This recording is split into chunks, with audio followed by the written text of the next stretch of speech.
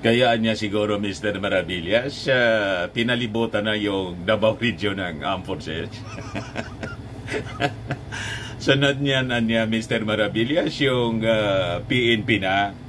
Ang sabi po ni General Browner, para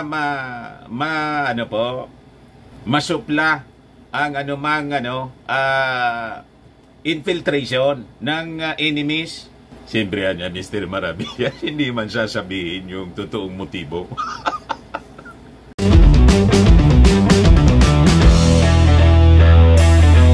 Sa kanya, Mr. Maravillas, ano yung mga mainit na balita ngayon? Ito po yung mainit na balita ngayon na naman. Sabi rito, Marcos can order PNP to implement Duterte arrest. Igawan niya talaga, Mr. Maravillas, yung mga balitang siguradong ikakapraning na naman ng kampo ni,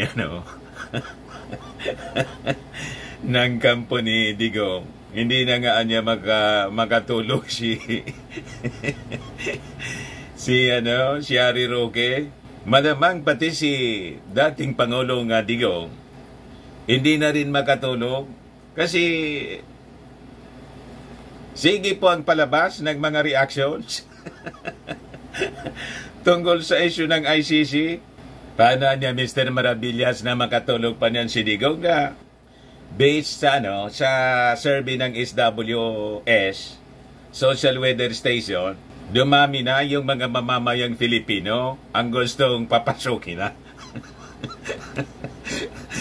Gusto nang papasukin mga kababayan yung ICC dito sa ating bansa. O yan po, public approval of ICC drug war probe growing.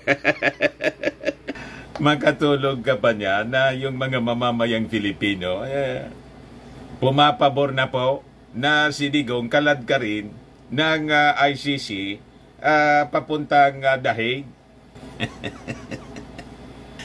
Yan kasi mga kababayan. But before ko ibigay sa inyo, mga kababayan, yung full story ng balitang ito, click subscribe muna dito sa ating YouTube channel and hit the notification bell para lagi po kayong updated sa mga kaganapan dito sa ating bansa. Like and share na rin po ninyo ng ating video. At huwag na rin po ninyo na skip yung ating mga commercial ads para tuloy-tuloy lang ang pag-unlad ng bagong Pilipinas. Sa mga naghanap ng malinis and spacious fitness gym, punta lang po kayo sa aming Colossal Fitness Gym. We also offer Grab Car Rental with our brand new 2023 model ng Toyota Innova. We also accept booking for those who are planning to travel via PAL, Cebu Pacific, and other airline companies, local and international, and bills payment for Meralco bills, PLDT, etc. Yan po yung aming Innova. Na-set up na rin yung aming mga bagong gamit. Yan po yung treadmill. May treadmill na rin po kami. Saka ito na rin po yung aming bagong product na binibenta. Ay iGlow Serum. 3 times more effective than your ordinary collagen serum with anti-aging and brightening formula. Ayan po. Tingnan ninyo yung nangyari sa anak ko, before and now. Contact na lang po ninyo siya, si Riz Maravillas on Facebook. Ito naman po, Firmax Firming and Lifting Cream, pinapahid po sa mga pulses in affected area. Mainam po sa mga pains at paninigas na mga kaso-kasoan. Ito naman po, Automax Radiant Serum, anti-aging po siya. Sa mukha naman yung application. You will look 10 years younger than your age. Sa mga cancer patient naman po, baka lang gusto ninyo itong itry. Neng siya red mix fruit drink. Hindi man po siya gamot, food supplement siya. Kaya lang, gawa po siya sa goji berry. Yung goji berry po, may anti-cancer properties. Ngayon, yung mga inquiries ninyo, dumiretso na lang po kayo sa aming messenger sa Facebook para masagot namin agad. Ayos pa? Ayos na ayos na dyan, Mr. Maravillas. So, balikan natin yung ating kwento na ang sabi dito, mga kababayan, ang ating Pangulo can order the PNP para implement yung pag-aristo kay dating Pangulo Digong. Ayan pa, mga kababayan, yung ating Pangulo, tingnan ninyo. An image of then President Rodrigo Duterte and MILF Chair Murad Ibrahim is flashed on screen during a video presentation as President Marcos attends the 17th meeting of the Intergovernmental Relations Body of the National and Bangsamoro governments at the PICC in Pasay City yesterday. Joining him are Minister Muakber Iqbal, Budget Secretary Amena Pangandaman, BARM Chief Minister Ahod Ibrahim, and Presidential Peace Advisor Carlito Galvez. Yung mga dating rebelde, itong si Iqbal, tapos si Ibrahim, Murad Ibrahim, dating secessionist rebel, nakipagkasundo na po sa gobyerno. Tapos, ito mga kababayan, yun naman yung gustong maging secessionist. Talagang burugsukan na niya, Mr. Maravillas. Yung Pangulo na nakipag-usap sa dating secessionist na sumuko ka na niya at makipag-cooperate sa ating gobyerno. Ngayon, baliktad na. Yung kausap niyang si Ibrahim,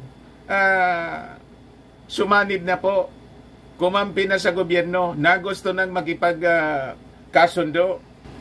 Yung dating Pangulo, gusto nang magrebelde. Dahil po sa ICC. Pero niya, Mr. Maravillas, sino naman yung nagsabi na yung PNP pwedeng utusan ng Pangulo? Yan po ang sabi ni ICC Assistant Counsel Cristina Conti. Kasi niya, yung ating Pangulo, may jurisdiction siya sa PNP. Kaya niya siguro, Mr. Maravillas, pinalibutan na yung Davao Region ng Armed Forces. Sunod niyan niya, Mr. Maravillas, yung PNP na. Ang sabi po ni General Browner, para masupla ang anumang infiltration ng enemies. Siyempre niya, Mr. Maravillas, hindi man sasabihin yung totoong motibo. Baka niya ito na preparation para siguradoan niyang hindi magkakatakas. Pwede naman pong kausapin niya yung barkada niya si Gibbs, yung may-ari ng Universe. Pwede silang mag-migrate sa Mars. Di ba? Walang problema. Yung barkada niya po, may-ari ng Universe. Pag nandun sila sa Mars, hindi nasakop ng ICC, ng United Nations. O di mag-establish sila doon ng bagong colony. Ikaw talaga niya, Mr. Maribel. O di ba? Ayaw niyang magpasakop sa Pilipinas na gustong iwala yung Mindanao. Kasi niya gusto yatang bumalik sa ICC membership yung Pilipinas. Hindi man siya pwedeng tumakas sa ibang bansa. Mga kababayan, kasi matitrace siya. Lahat member ng United Nations. Sa Mars yung yung pinakang safe. Kausapin niya si Elon Musk. Gamitin nila, mapera po si rintahan ni Gibbs. Aling sa Abuloy. Kaya po yon, mga kababayan. Rintan yung SpaceX ni Elon Musk. Larga sila papuntang Mars. Doon sila mag-establish ng bagong colony. So sabi rito, it is not impossible for the PNP to arrest President Duterte, whoever will be included in the warrant if they will be ordered by the government, the head of the Philippines, which is also the head of the PNP, sabi po ni Conti. The member states of the ICC, the 123 states will implement the arrest warrant. Even the PNP is not absolutely compelled, but the Philippines has a standing agreement with other countries, with Interpol, where the arrest warrant will be caused. It is called an international warrant of arrest. Tapos, sabi nga, you can run but you cannot escape. So nakita ninyo kung ano yung pinaghugutan ng takot ng mga Duterte, kung bakit sila na paranoid, hindi na makatulog. Kaya tumawag si dating Pangulong Digong kay Roque, nadamay si Roque, hindi makatulog. Sabi niya yun. So sabi ni Conti, I think anya, in the international front, Marcos needs to show that the Philippines complies with the international ruling. Just like when we filed a case before the arbitration court involving the West Philippine Sea. Oh, you see, naugnay na po sa West Philippine Sea. We won in our position for China to respect the decision. Now that there is an ICC ruling, we were part of it. We cannot only choose decisions that are favorable to us. Sabi po ni Conti. Para anya Mr. Maravillas na nanood ng video mo, itong si Conti, parehas ng argumento mo anya. Pamario po yung argumento namin ni Conti. So ito pa mga kababayan na talagang hindi makakapagpatulog na sa mga Duterte. Yung public approval po ng ICC Drug War Probe ay growing daw, sabi dito sa balita. Yun ang resulta ng survey conducted ng Social Weather Station SWS na ginawa from December 8 to 11. It found that 53% of the respondents support the statement. The ICC should investigate drug-related killings during the Duterte administration.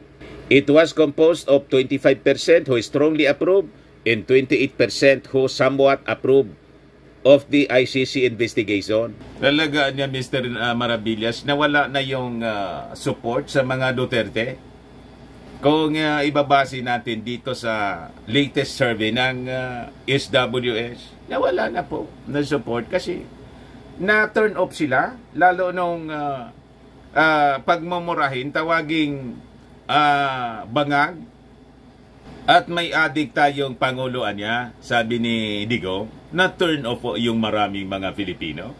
Hindi ka man niya inaano ni President Bongbong Marcos, bakit mo ginaganon? Inaapi mo. O di ba? So sabi dito, support for the ICC probe increased from the 45%, 20% strongly approved, and 25% somewhat approved, obtained in a similar survey conducted by SWS in March 2023. Meanwhile, those who disapproved the ICC investigation decreased from 24% to 21% na lang po. Those who were undecided decreased from 31% to 26%. The latest survey also found that 57% of the respondents agree that the government should allow the ICC investigation regarding the drug-related killings during the Duterte administration.